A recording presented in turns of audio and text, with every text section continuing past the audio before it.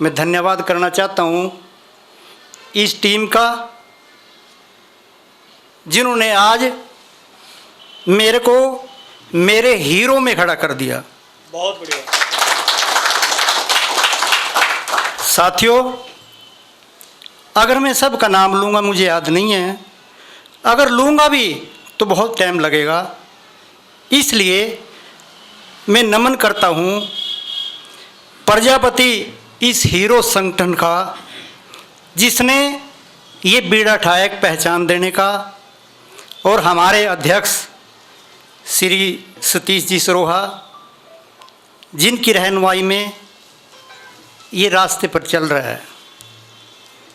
नौजवानों, ये प्रजापति क्या है? कभी हमने सोचा? प्रजापति एक जाति नहीं है, एक सोच है, सृष्टि को रचने की सोच है एक प्रजापति, और वो हमें मिला है। आप जानते हैं, जब सृष्टि की रचना हुई तो भगवान ने उनका टेस्ट लेना शुरू किया उन व्यक्तियों का, और ये सोचा कि इनमें श्रेष्ठ कौन होगा। तो एक व्यक्ति ने उठ करके, दक्ष जी महाराज ने उठ करके अपना परिचय दिया।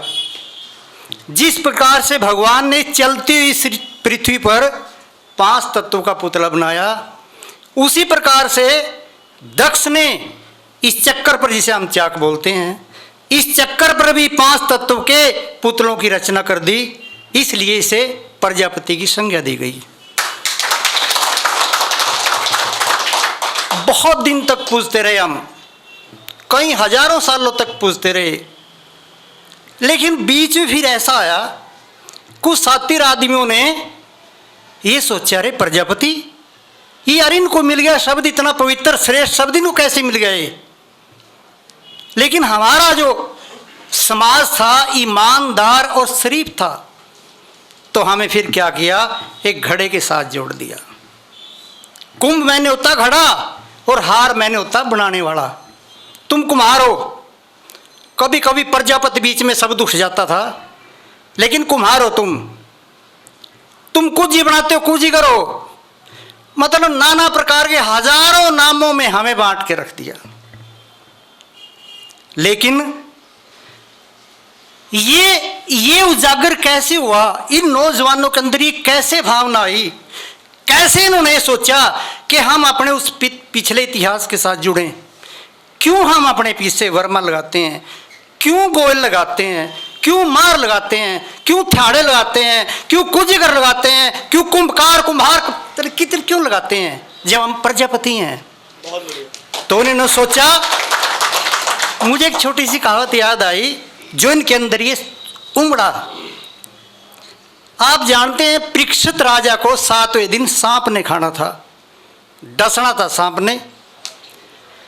जब उसने ये पता लगा परीक्षित ने कि मुझे 7वें दिन सांप खाएगा, तो उसने पंचायतें बुलानी शुरू कर दी कि इसका उपाय क्या है, इसका यत्न क्या है। सब ने कहा, भाई तुम मरेगा, इसमें कोई राय नहीं, तू अवश्य ही मरेगा, 7वें दिन मरेगा। तो उसके बाद उसने एक बड़ा फंक्शन बनाया सारे ऋषियों का, एक पंचायत बुलाई और उसमें कहा, जी मुझे 7वें दिन सांप ने डसना है, लेकिन मुझे कोई ऐसा उपाय बताओ, ऐसा उपाय बताओ। कुछ इतिहासकार तो जोड़ते हैं कि मुझे स्वर्ग में चला जाऊं, मैं मुक्ति मिल जाऊं, लेकिन उन्होंने कहा मुझे ऐसा उपाय बताओ कि मैं इन 7 दिनों के अंदर आराम से जी सकूं, मुझे टेंशन ना हो मरने की, मुझे दुख ना हो मरने का। तो सारी पंचायत ने कहा, भाई इसमें तो हम नहीं बता सकते, लेकिन एक आदमी है सुखदेव मुनि जो आपको ये रास्ता बता सकता है।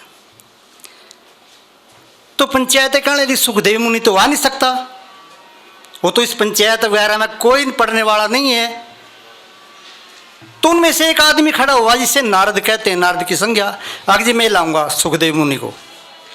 नारद जी सुखदेव मुनि पास गए, बोलते हैं, ऋषि जी आपकी वहाँ बुलाओ पंचायत के अंदर, वहाँ परीक्षित को जो है सांप ने खाना है और आपकी ज़रूरत है, आप उसका मार्गदर्शन करिए।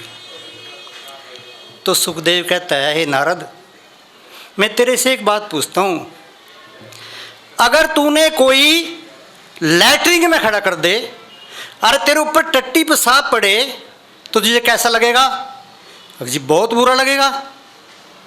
उसमें तो मैं खड़े होना नहीं चाहता कि फिर भाई मैंने भी माँ के गर्भ के अंदर टट्टी पेशाब मेरे ऊपर पड़ा, मैं उस पचड़े में नहीं पड़ना चाहता।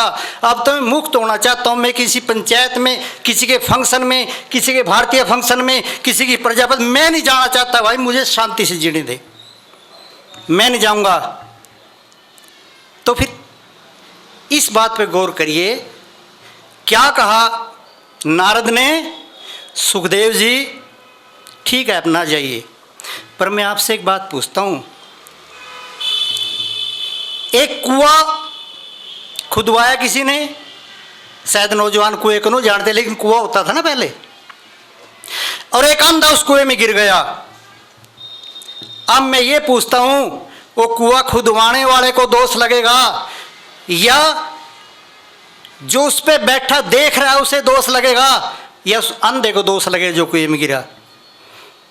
तो सुखदेव मुनि कहते हैं भाई ये दोष ना तो कुएं खुदवाने वाले को लगेगा, क्योंकि उसने ये तो खुदवाया नहीं भाई इसमें कोई गिरे मरे, और जो कुएं के ऊपर बैठा है ना उसे लगेगा, जो कुएं में घिर गया ना उसे लगेगा। अंधा दिख नहीं सकता था, लेकिन ये दोष उसे लगेगा जो कुएं के ऊपर बैठा है और ये देख रहा है कि अंधा अगर कुएं में गिर रहा है और मर रहा है, ये दोष उसे लगेगा।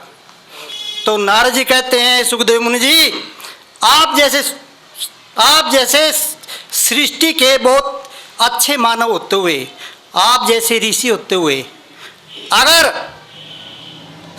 परीक्षित अशांति से मरा, तेरे कुएं में, तू कुएं में बैठा है, अगर तेरे होते हो शांति से मरा तो सारा दोष तुझे लगेगा। ये उसने पता नहीं है मेरे को क्या मरना है, और सब जानते नहीं है, लेकिन आपको दोष लगेगा, आप जानते हैं। ये बात सुनकर सुखदेव मुनि उनके साथ चल दिया। ये तो एग्जाम्पल था एक। तो इन नौजवानों के अंदर एक जागृति आई, यार हमारे होते हुए अगर ये प्रजापति समाज अपने इतिहास को नहीं जानेगा, नहीं पहचानेगा, तो हमें तो बहुत भारी पाप लगेगा, दोष लगेगा। इसलिए इस प्रजापति हीरो की रचना हुई। और ये बात लिख लो दोस्तों, क्योंकि एक प्रजापति शब्द ऐसा जो इस सारे समाज को एक कर सकता है। तो आइए आप इस समाज के अंदर आइए, जुड़िए, मिटाइए अपने और नाम, अपनी मकान पे, दुकान पे, अपनी गाड़ी पे, अपने उस पे। और मैं तो कहता हूं कि सरकार ने भी हमारा कुम्हार बीसी में कुम्हार लिख रखा, उसमें प्रजापति करवाइए कि हम प्रजापति हैं, कुम्हार नहीं है, है? अच्छा हाँ कह रहे हैं, ठीक है जी, ठीक है, दोनों शब्द हैं। हाँ हमारी तरफ हम कुम्हार लिखते हैं ना उधर, वही हमारे बाद में वो, ठीक। तो उसको कटवा करके सिर्फ प्रजापति उसमें रखवाइए, क्योंकि प्रजापति इतना श्रेष्ठ और पवित्र शब्द है जिसका कोई भी तोड़ नहीं है। और अगर ये आप सब मिलकर नौजवान साथियों, अब आपका फर्ज बन जाता है इस प्रजापति शब्द को हाईलाइट करने का, इसको सार्वभौम करने का। सब छोड़ दो, सब जितने हैं, एक प्रजापति लेकर चलो। और इसकी थिंकिंग सतीश जी मेरे को बता रहे थे, मुझे इतना ज्ञान नहीं है संस्था का, लेकिन मुझे तो यही सुख मिला कि प्रजापति हीरो हमारे खड़े हुए हैं और वो सारे संसार को हीरो करके रखें। और चंबा तो मैं भी कभी फेसबुक देख लेता हूँ, कहीं तो दुबई से आई प्रजापति, अरे वाह, उन्होंने ये सदस्यता ग्रहण करी, और इटली से सदस्य, वाह, मैं हैरान हो गया भाई, ये तो शब्द अब हमारा समाज कभी भी रुक नहीं सकता। इसलिए साथियों, नौजवान साथियों, हमारी तो उम्र हो गई हो ही नहीं, हम सहयोग लेना चाहोगे हमारे से हम देंगे, लेकिन आप लोगों को कंधे पर ये बहुत बड़ा भार है। और एक दिन ऐसा आएगा कि ऐसा स्कूल, कॉलेज, ऐसा इंस्टीट्यूट बनेगा इंडिया में प्रजापति के नाम से कि सारा संसार देखेगा कि ये प्रजापति। आपने मुझे सुना।